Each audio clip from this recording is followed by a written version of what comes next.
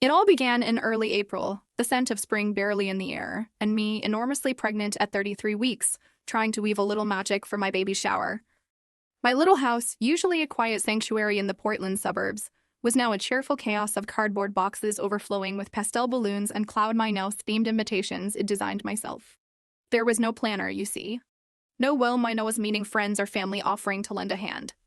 It was just me, every single detail, from the dishes to the ribbons on the party favors, even the soft, acoustic music it painstakingly curated for when the guests arrived. It poured over every choice, wanting everything to feel just right, despite a budget stretched thin. The cake, a delicate vanilla sponge with lavender but cray-cram from my absolute favorite local bakery, was a small extravagance I allowed myself. I even chose a light mousse filling, specifically thinking of my grandma, who often complained that overly sweet things bothered her teeth. That Saturday morning, grocery shopping felt like a marathon. My back ached with a dull, persistent throb, and my ankles were already beginning to swell, but I pushed through. I remember lugging the heavy bags into the kitchen, arranging everything on the counter, and then just sitting down for a long moment, catching my breath in the silence of the house. No one called. No one asked if I needed a thing. Mom claimed she was swamped with overtime at the school library, and my younger brother, Caleb, was apparently getting in the right headspace for his high school spring formal. Right? Still, I kept going. I tittied the living room until it gleamed, wiped down every window frame, and finally cleared out those last stubborn moving boxes that had been lurking in the corners since I bought the place. The ivory tablecloths, freshly washed, were carefully pressed until every crease lay flat. Deep down, beneath all the exhaustion and the quiet resentment, a small, fragile hope flickered. I dreamt of a peaceful afternoon, filled with a little warmth, a sense of being truly seen. Not as the girl who made a mistake and gotten pregnant, a cruel phrase Mom had let slip once, but as a woman on the cusp of motherhood, someone trying, with every fiber of her being, to do the right thing for the precious baby girl growing inside her. The playlist alone took me nearly 2 hours, each soft, acoustic song chosen to create a gentle, calming atmosphere where people could talk softly or just listen to the quiet hum of a happy momminess to minus B. It was the kind of calm I dreamed of for my daughter's future. The night before the party, I was up until almost midnight, meticulously hanging tissue garlands around the doorframe, strand by delicate strand, using craft store glue. There was no one to hold the ladder as I stretched, precariously balanced to tie them up high. I just prayed I wouldn't slip. Even then, a sliver of hope remained. I clung to the belief that maybe, just this once, they would show up. Truly show up for me. Mom used to have this saying, everything's going to be okay, and I held on to that phrase like I gripped the handrail each morning, carefully navigating the stairs with my unwieldy belly.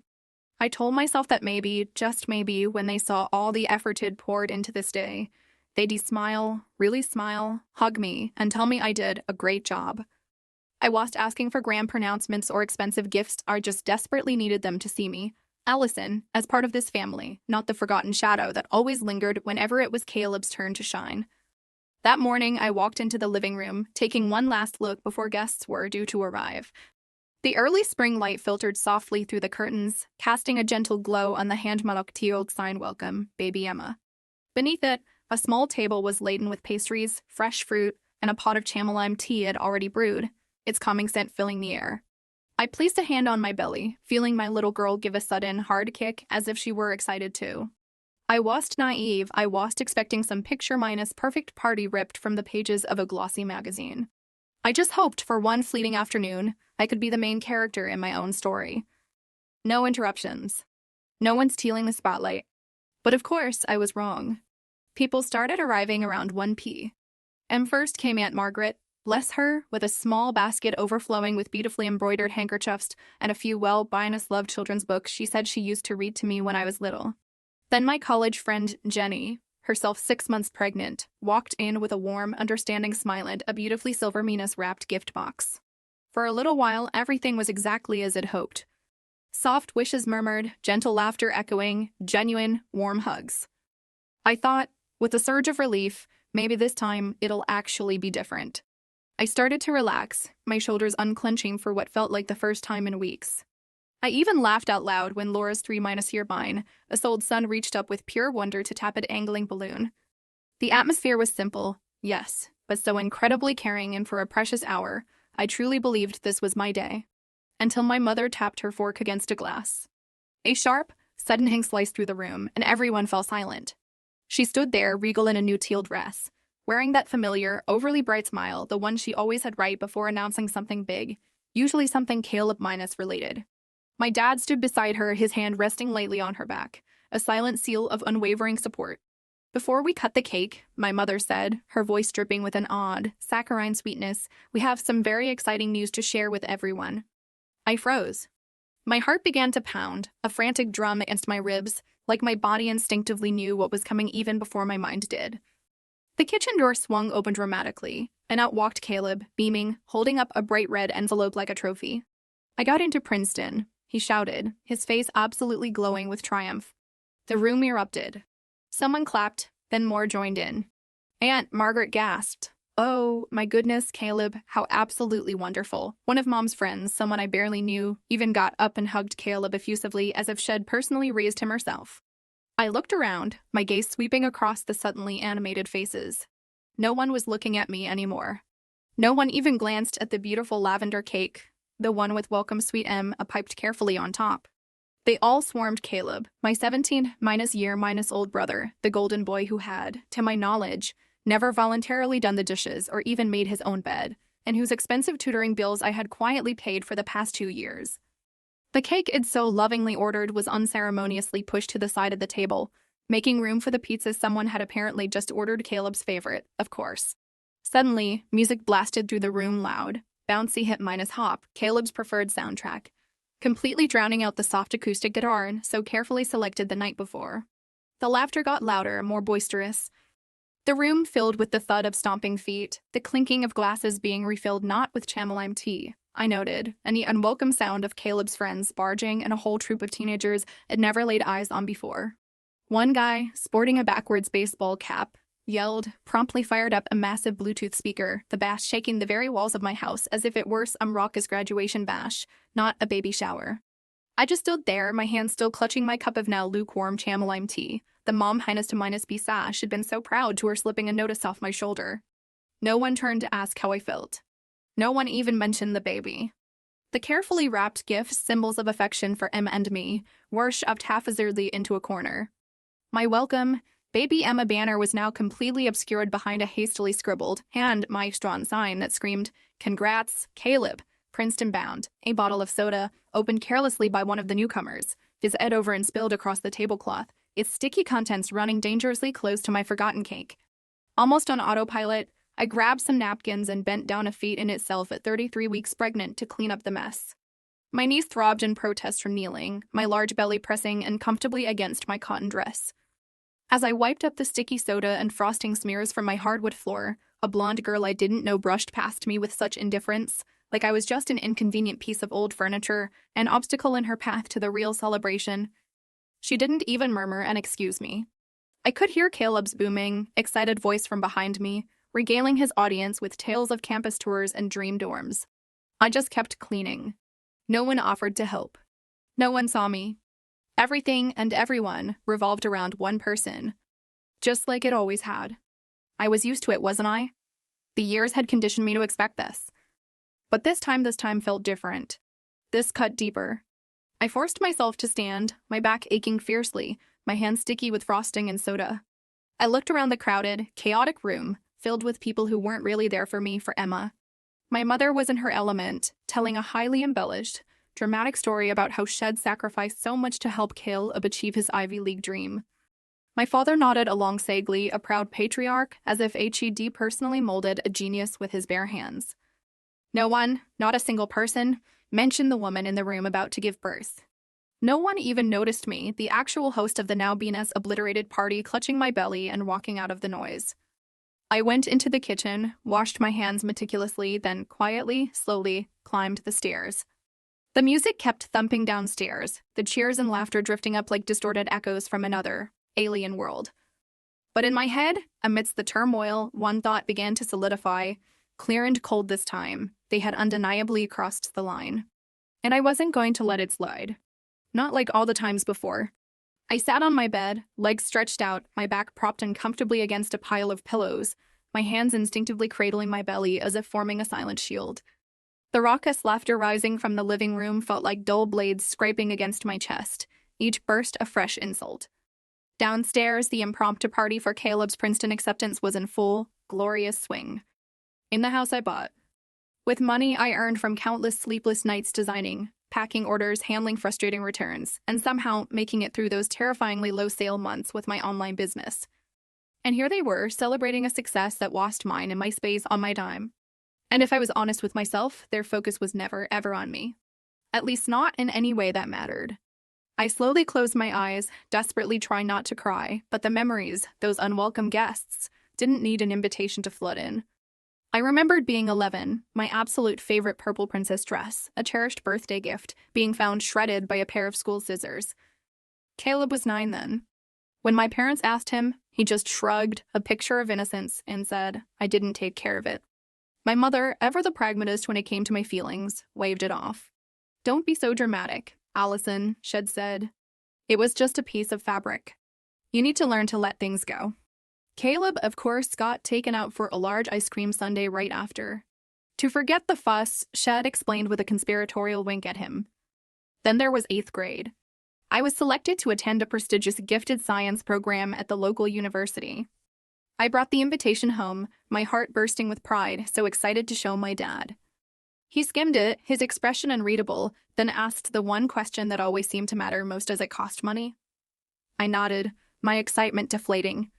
He just shook his head and told me to focus on more practical things. 2 years later, when Caleb got accepted into an expensive robotics summer camp, my dad didn't hesitate for a second. He pulled out his checkbook right away.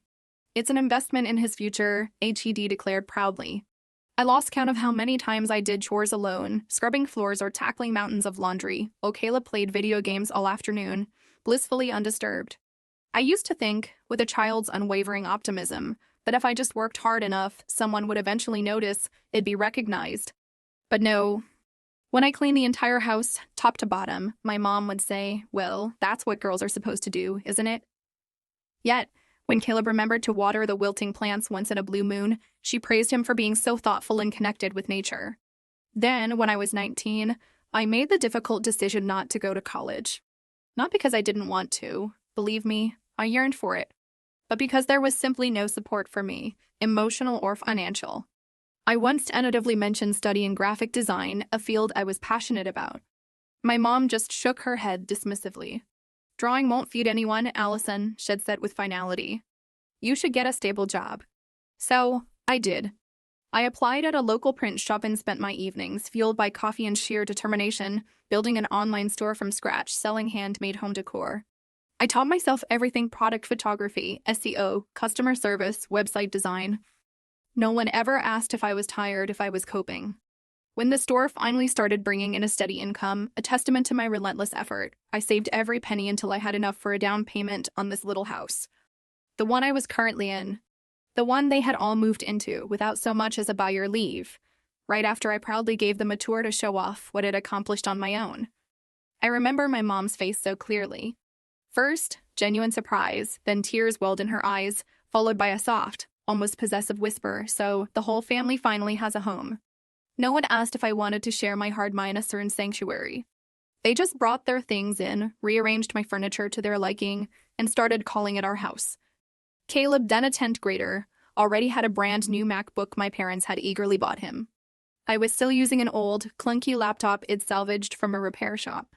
I even once paid to fix Caleb's car after he dented the back door on his way to one of his many tutoring sessions, because Mom had sighed and said, "Oh, HES still so young, Allison. It was just an accident. Don't make him feel bad." I still remember the profound loneliness of going to my first trimester ultrasound all by myself, driving nearly an hour to the clinic, my mind a whirl of excitement and fear. When I finally built up the courage to tell my mom I was pregnant, there was a long, heavy silence on the other end of the phone. Then she asked, her voice flat, "Does the baby's father know? No congratulations?" No hug. No flicker of warmth. That night, they brought it up at dinner. Caleb actually laughed and said, "Wow, guess I'm going to have to share the W-phi with a crying baby now." Every single time I allow myself to think about these things, these countless little cuts, I ask myself why. Why did I keep trying?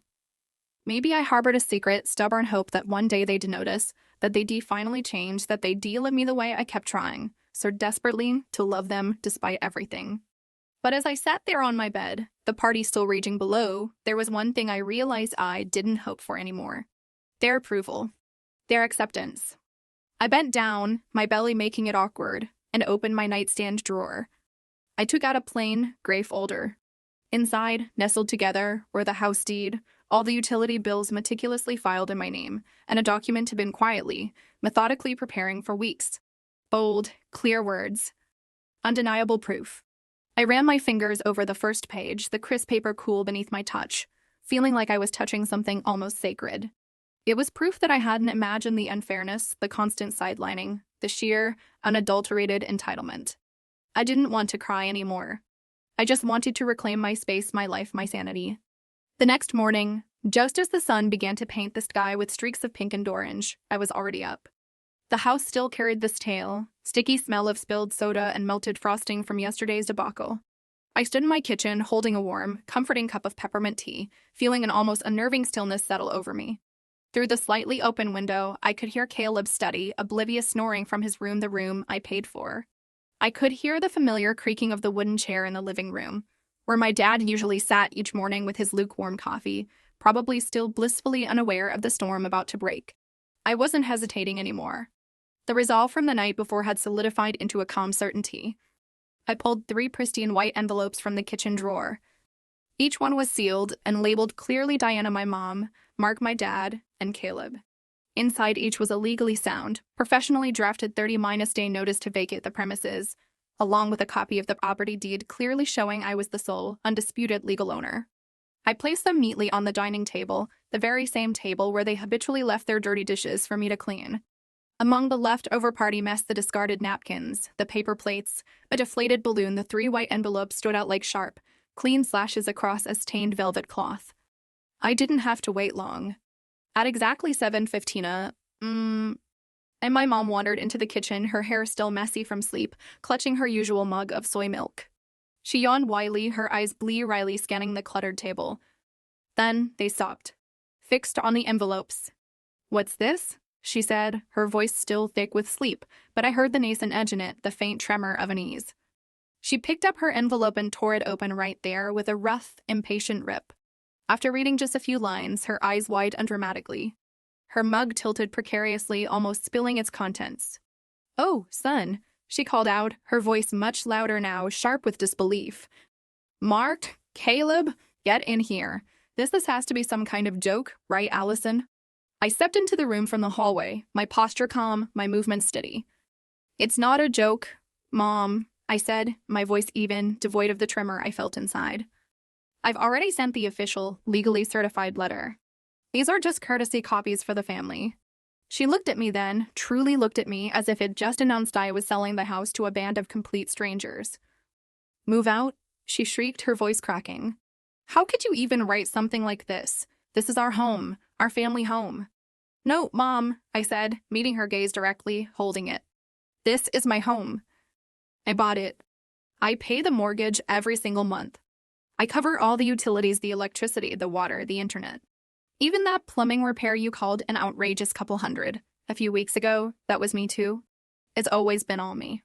My dad shuffled in from the living room, still groggy, but frowning now as he looked from me to the papers clutched in Mom's hand. He grabbed one, his eyes quickly skimming the stark legal language. Then he turned to me, his face darkening. "What kind of ridiculous stunt is this, Allison?" he demanded. "You're pregnant, for heaven's sake, and now you want to cause all this stress in the house?" "It's precisely because I'm pregnant that I can't keep living like this," I said, placing a protective hand on my belly. "I don't want my daughter growing up in a house where her mother is constantly ignored, taken for granted, and walked all over every single day." Caleb finally wondered, and then, hair a disheveled mess, his expensive headphones still draped around his neck like a permanent fixture. He looked around at our tense faces and asked sleepily, "What's going on? Why is it so loud in here this early?" "Shess kicking us out of the house," my mom hissed, her voice sharp and grating, like metal scraping against glass. Caleb looked at me then, his expression shifting from confusion to disbelief, as if I were some cartoon villain in a low-minus budget movie. "Are you serious?" he scoffed. "Just because I got into Princeton yesterday, that was no big deal. It was my achievement." A dry, humorless laugh escaped me. "Oh, Caleb, It's not just because of yesterday, I said, a weariness seeping into my voice. It's because of every day before that.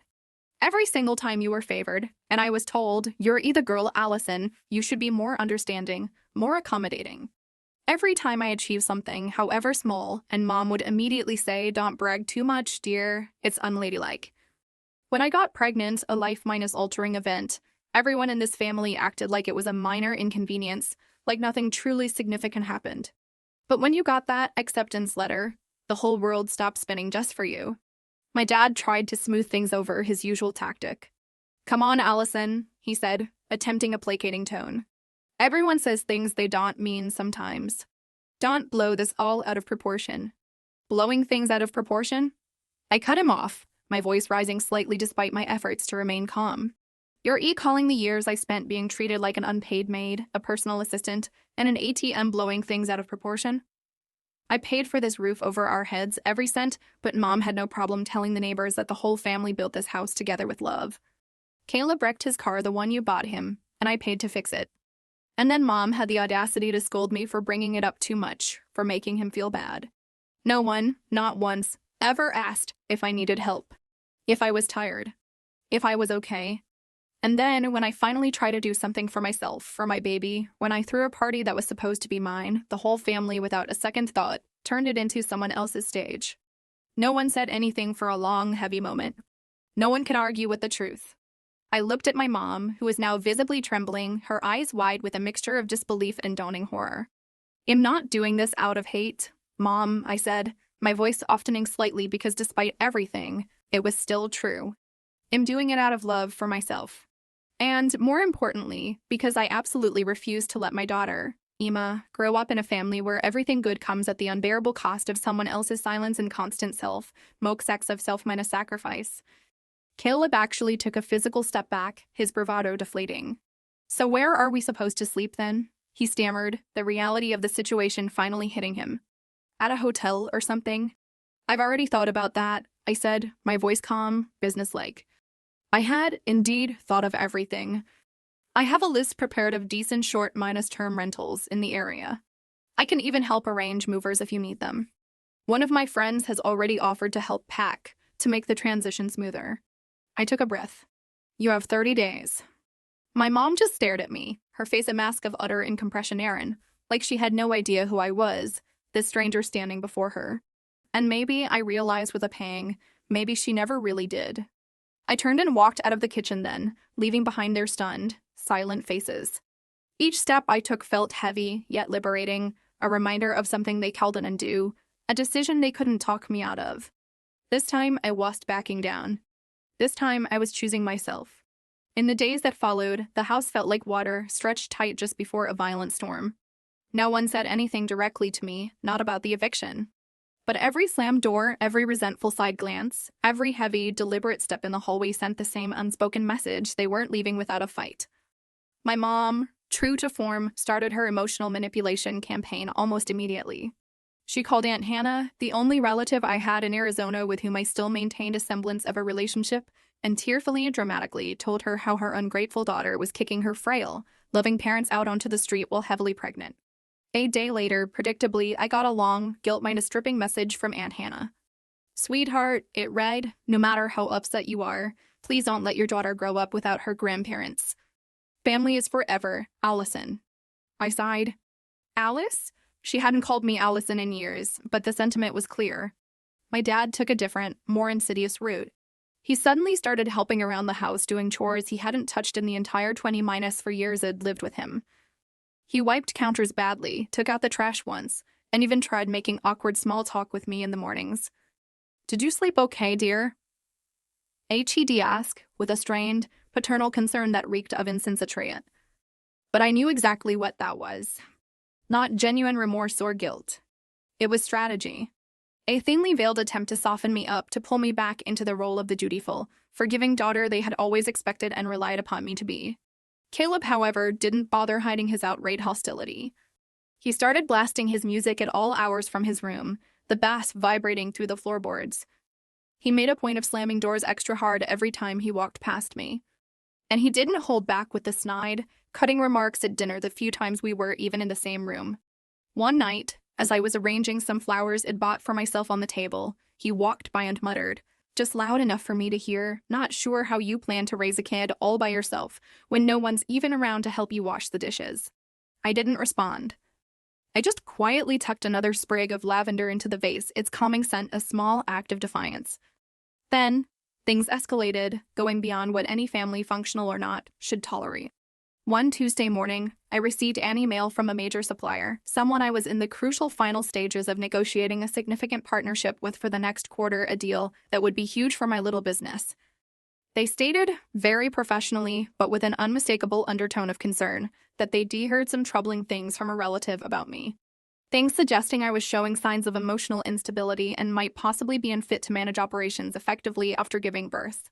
I sat frozen in my office chair, staring at the flickering screen, the words blurring before my eyes. Then I took a long, slow breath. I exhaled. I knew exactly who was behind it. My own mother, most likely. I printed the email and calmly filed it into the gray folder, the one where I kept all the legal documents, the eviction notice copies, the deed, the utility bills. It had the foresight to hire a lawyer the week before. She was a friend of an old friend, a sharp woman well-versed in Oregon-esque legal eviction processes, and refreshingly, not easily swayed by emotional pleas like, "But they're your biological parents, you can't do this." I didn't get angry, not outwardly. I didn't call Mom to confront or accuse her.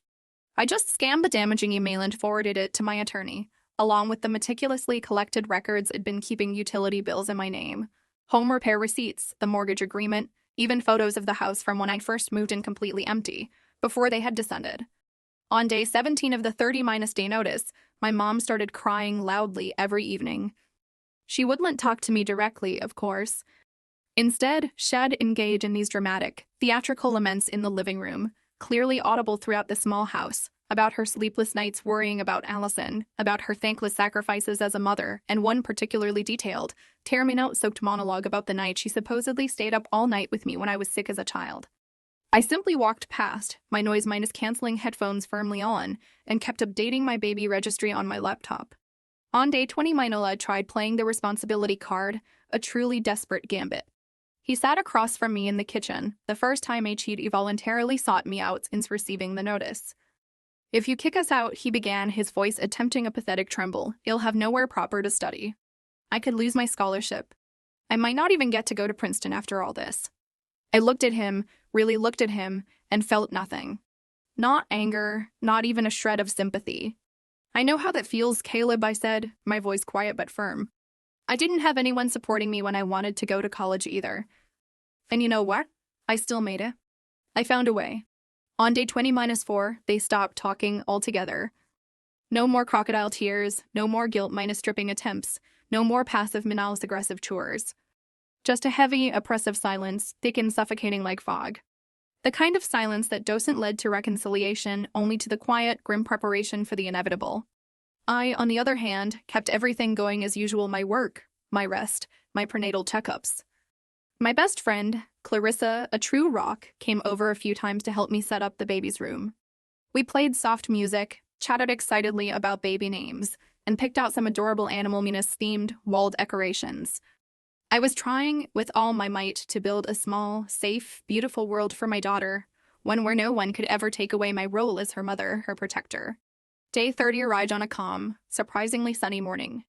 I woke up early, not out of worry or anxiety this time, but because my body had simply grown used to the quiet, uninterrupted peace of the early hours. They packed in a strained, resentful silence.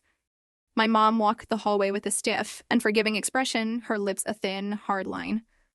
My dad said nothing at all as he dragged their suitcases heavily down the stairs, the thuds echoing through the now emptier house. Caleb, the last one to leave, stood in the doorway for a long moment, his backpack slung haphazardly over one shoulder, staring at me with a look I couldn't quite decipher. Was it anger? Contempt? Or maybe a flicker of grudging understanding? "You'll regret this, Allison," he said finally, his voice dry and hollow. "No one's gonna stand by you forever when you act like this." I just nodded, a small, almost imperceptible movement. And I replied softly but clearly, "I don't need anyone standing beside me to be myself." The door closed behind them with a quiet click. And for the first time in what felt like years, the house felt bigger, brighter. Not just because some of the bulky, uninvited furniture was gone, but because the suffocating heaviness, the constant undercurrent of resentment and expectation had finally left with them. It's been over a year now since that door shut behind them, and my little house, my sanctuary, has finally learned how to breathe again. Every morning, I make coffee in a kitchen that's no longer cluttered with someone else's dirty mugs or carelessly misplaced dish rags. Every night, I rock my sweet Emma to sleep in her own peaceful room, glowing with the soft light of a moonheb-shaped nightlight, her name any hand mine stitched by me and hanging proudly on the wall, not hidden behind a Congrats Caleb banner or obscured by anyone else's shadow. Emma is a calm but wonderfully fierce little girl, with my eyes in the same adorable dimpled cheeks my dad used to have, a bittersweet reminder. Every single time I look at her trusting, innocent face, I know, with an unwavering certainty that settles deep in my bones, that I made the right choice. Not just because of what I avoided by making that decision, but because of what I've managed to build in its wake, a real home. A loving home. My home. My business is steady, thriving even. After Emma was born, I took a full month off, and then returned to work gradually, not because I financially had to, but because I genuinely wanted to. I've since hired a reliable delivery assistant and a part-time order manager to help with the workload. My small online shop, once just a desperate dream, is now proudly listed among the city's trusted local businesses. I'm not chasing flashy success or enormous wealth, but it's more than enough. It's enough to keep me from ever worrying about bills again, enough to provide a secure and happy life for Emma and me. As for my old family, well, news still trickles in occasionally, the way it always has in families like mine through distant relatives who don't really care much about me but absolutely love to gossip. I heard that Caleb dropped out after his first semester at Princeton. Apparently, it wasn't because of the challenging academics, but because he simply couldn't handle the basics of living on his own.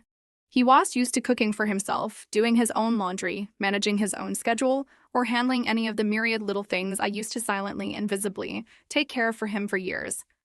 While his classmates were busy applying for prestigious internships and planning their bright futures, Caleb was reportedly still struggling to build a simple class timetable that didn't have overlapping lectures. I didn't feel vindicated hearing that, not really. But I can't say I was surprised either. After leaving my house, my parents moved in with my uncle down in Salem. According to a cousin on my dad's side, they were given a small room and firmly asked to get back on their feet financially. But within 6 short months, predictable tensions erupted. My mom, apparently, started complaining that my aunt's kitchen wasn't clean enough for her standards, while my dad flat-mouthed to chip in for the electric bill, citing ongoing financial hardship. In the end, my uncle, who had once been incredibly generous and supportive of them, asked them to leave. Since then, from what I hear, they've bounced around quite a bit, sometimes staying in cheap, depressing motels, sometimes crashing with increasingly reluctant acquaintances, but nowhere has lasted long. They've never contacted me again, not once. And I haven't tried to reconnect either. Sometimes, in quiet moments, I still think about them. Not with bitterness anymore, or even much anger, but as a clear, stark reminder not every blood tie comes with real love or genuine respect. I gave them countless chances, more than they deserved. I kept quiet when I should have spoken up, kept giving when I had nothing left to give, sacrificed even the smallest pieces of myself, always hoping, desperately hoping, to be seen, to be acknowledged, to finally be valued. But that recognition never came. Only growing entitlement and a shocking depth of ingratitude. I don't regret letting them go. In fact, it was the very first time in my entire life that I chose myself, unequivocally, without asking for anyone else's permission. One early autumn afternoon, with the leaves toning vibrant shades of red and gold on the trees out front, I was pushing Emma's stroller to the little park near our neighborhood. She loved the rustling sound the leaves made under the wheels, watching the squirrels dart past with their busy, important air, and she would giggle with pure delight every time I whistled at the sparrows flitting in the branches above. People often say that time heals all wounds. I don't fully believe that anymore. What healed me was just the passage of time, it was action. It was the conscious decision to stand up, to clear out the toxic space that was suffocating me, and to finally say, enough, even when my voice shook with fear and uncertainty. Emma is growing up in a kind of gentleness, a supportive calm that I never had as a child. She will learn, through my example, I hope, that love doesn't come from silence or submission. She'll know that a woman doesn't need to carry the weight of an entire family on her shoulders to be worthy of affection and respect. And she'll understand that sometimes true strength doesn't mean powering through endless mistreatment. It means having the wisdom and courage to know when to let go. One day, while putting away her toys, I opened an old storage box and found a few of the baby shower cards from that fateful day last year. Some messy handwriting, a few generic, impersonal wishes, and a handful of small gifts I couldn't even remember who had given me. For a moment, I thought about throwing them all away, erasing that painful memory. But instead, I placed them back in the box, tucking it away in the attic. Not because I missed them or that life, but because I wanted to remember. I wanted to remember that I had once hit rock bottom, felt completely alone and overwhelmed. And yet, somehow, I had climbed out, all on my own. No one lifted me. I walked one slow, determined step at a time. I reclaimed not just my home, but my worth, my peace, and my future. And that, I've learned, is the most profound wisdom of all.